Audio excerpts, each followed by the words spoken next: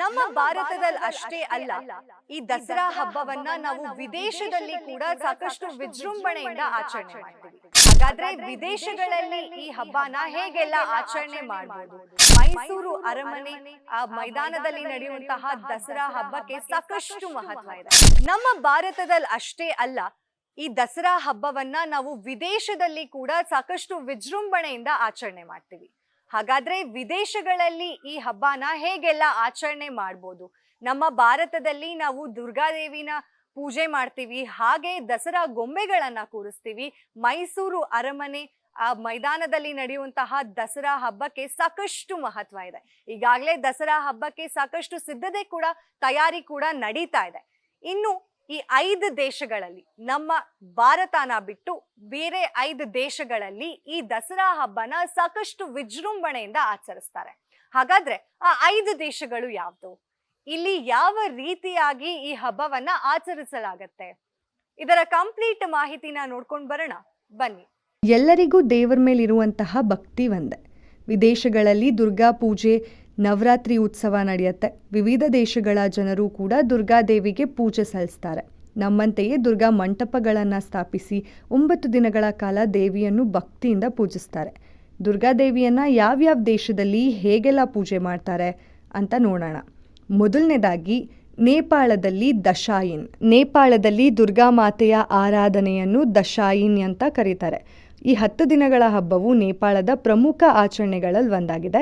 ಭಾರತದಂತೆಯೇ ಅಲ್ಲಿಯೂ ಕೂಡ ಆಚರಿಸಲಾಗತ್ತೆ. 10 ದಿನಗಳ ಕಾಲ ಶಿಕ್ಷಣ ಸಂಸ್ಥೆಗಳಿಗೆ ರಜೆ ಕೂಡ ಘೋಷಿಸಲಾಗತ್ತೆ. ಭಾರತದ ಆಚರಣೆಗೂ ಅಲ್ಲಿನ ಆಚರಣೆಗೂ ವ್ಯತ್ಯಾಸನೇ ಇಲ್ಲ ಅಂತ ಹೇಳ್ಬೋದು. ಇನ್ನು ಎರಡನೇದು ಅಮೆರಿಕಾದ ಹಿಂದೂಗಳ ನವರಾತ್ರಿ ಆಚರಣೆ. ಅಮೆರಿಕಾದಲ್ಲಿ 1970ರಿಂದ ದುರ್ಗಾ ಪೂಜೆ ಆಚರಣೆಗಳು ಪ್ರಾರಂಭ ಆಗತ್ತೆ. ಇದು ಈಗ ಕಾಲಾಂತರದಲ್ಲಿ ವಿವಿಧ ದೇಶಗಳಲ್ಲಿ ಹರಡಿದೆ. ಪ್ರಸ್ತುತ ಬಂಗಾಳಿ ಜನಸಂಖ್ಯೆ ಇರುವ ಅಮೆರಿಕಾದ ಎಲ್ಲ 50 ರಾಜ್ಯಗಳಲ್ಲಿ ಹಬ್ಬವನ್ನು ವೈಭವದಿಂದ ಆಚರಿಸಲಾಗತ್ತೆ. ಕೆಲವು ಸಮುದಾಯಗಳು 5 ದಿನಗಳ ಹಬ್ಬವನ್ನು ಆಚರಿಸ್ತಾರೆ. ಎಲ್ಲರೂ ಒಂದೆಡೆ ಸೇರಿ ದುರ್ಗಾದೇವಿಯನ್ನ ಪೂಜೆ ಮಾಡ್ತಾರೆ. ಇನ್ನು ಮೂರನೇದು ಆಸ್ಟ್ರೇಲಿಯಾದಲ್ಲಿ ಭಾರತೀಯರ ಸಂಭ್ರಮ. 1974ರಲ್ಲಿ ನ್ಯೂ ಸೌತ್ ವೇಲ್ಸ್ನಲ್ಲಿ ವಾಸಿಸುವ 12 ಕುಟುಂಬಗಳು ಆಸ್ಟ್ರೇಲಿಯಾದಲ್ಲಿ ಮೊದಲ ಬಾರಿಗೆ ದುರ್ಗಾದೇವಿ ಪೂಜೆಯನ್ನು ಆಯೋಜಿಸಿದ್ರು. ಅಂದಿನಿಂದ ಇದು ದೇಶದ ಎಲ್ಲ ಪ್ರಮುಖ ನಗರಗಳಿಗೆ ಹರಡಿತ್ತು. ಸಿಡ್ನಿಯಲ್ಲಿ ವಾಸಿಸುವ ಬಂಗಾಳಿ ವಲಸಿಗರು ಇತರ ಅನಿವಾಸಿ ಭಾರತೀಯರಂತೆ ನವರಾತ್ರಿಯನ್ನು ಆಚರಿಸ್ತಾರೆ. ಮೆಲ್ಬೋರ್ನ್ನಲ್ಲಿ, ಸೌತ್ ಕಿಸ್ಬೆರೋ ಪ್ರದೇಶಗಳಲ್ಲಿ ಆಚರಣೆಗಳು ಸಕ್ರಿಯವಾಗಿದೆ. ಇನ್ನು ಮೂರನೇದು ಬಾಂಗ್ಲಾದೇಶದಲ್ಲೂ ದುರ್ಗಾ ಪೂಜೆ. ಬಾಂಗ್ಲಾದೇಶದ ಜನರು ದುರ್ಗಾ ಪೂಜೆಯನ್ನು ಎಷ್ಟು ಉತ್ಸಾಹದಿಂದ ಆಚರಿಸ್ತಾರೆ. ಈ ಹಬ್ಬದ ಆಚರಣೆ ಪ್ರತಿ ನಗರದಲ್ಲಿ ಕೂಡ ಕಂಡುಬರುತ್ತೆ. ದುರ್ಗಾದೇವಿ ದೇವಸ್ಥಾನಗಳು ಭಕ್ತರಿಂದ ತುಂಬಿ ತುಳುಕ್ತಾ ಇರತ್ತೆ.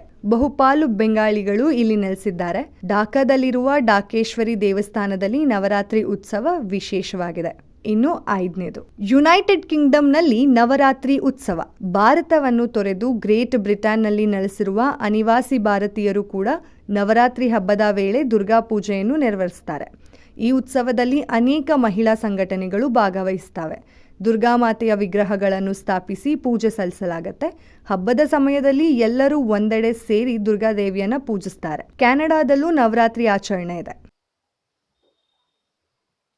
ನೋಡಿದ್ರಲ್ಲ ಯಾವ ರೀತಿ ಎಲ್ಲ ದುರ್ಗಾದೇವಿನ ಆರಾಧನೆ ಮಾಡ್ತಾರೆ, ಹಾಗೆ ಈ ದಸರಾ ಹಬ್ಬವನ್ನ ಆಚರಣೆ ಮಾಡ್ತಾರೆ. ಈ 5 ದೇಶಗಳಲ್ಲಿ ದಸರಾ ಹಬ್ಬನ ಸಾಕಷ್ಟು ವಿಜೃಂಭಣೆಯಿಂದ ಆಚರಿಸ್ತಾರೆ. ಹಾಗೆ ಅಷ್ಟೇ ಮಹತ್ವವನ್ನ ದುರ್ಗಾದೇವಿ ಪೂಜೆಗೆ ಕೂಡ ಸಲ್ಲಿಸ್ತಾರೆ. ಇದಾಗಿತ್ತು ಇವತ್ತಿನ ಸ್ಪೆಷಲ್ ಸ್ಟೋರಿ. ನೋಡ್ತಾ ಇರಿ ಗ್ಯಾರಂಟಿ ನ್ಯೂಸ್. ಕ್ಯಾಮ್ರಾಮನ್ ರಾಜೇಶ್ ಜೊತೆ ಚಂದನ. ಗ್ಯಾರಂಟಿ ನ್ಯೂಸ್, ಸುದ್ದಿ ಖಚಿತ, ನ್ಯಾಯ ನಿಶ್ಚಿತ.